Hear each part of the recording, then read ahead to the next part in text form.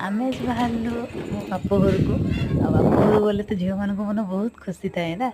ଆଉ ତ ସେଥିପାଇଁ ଗଲୁ ସେ ବାଟରେ ଛୁଆ ରାକ୍ଷୀ ବାନ୍ଧିଲୁ ତା ଭାଇମାନଙ୍କୁ। ଆଉ ମୁଁ ବି ଏଠି ଦୋକାନରେ ମୋ ବୁଢ଼ାବାପା ପୁଅ ଭାଇକୁ ରାକ୍ଷୀ ବାନ୍ଧି ଦେଇକି ତାପରେ ଗାଁକୁ ଗଲି।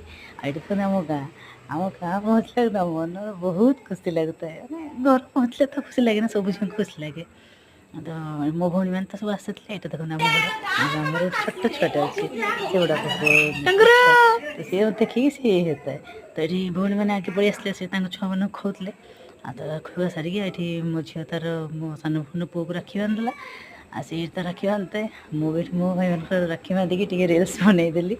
କକାଙ୍କ ପୁଅ ଇଏ ବଡ଼ବାପାଙ୍କ ପୁଅ, ତ ସେ ମୋ ଭାଇ। ଆଉ ଏଇଠି ଦେଖନ୍ତୁ ଆମ ଘର।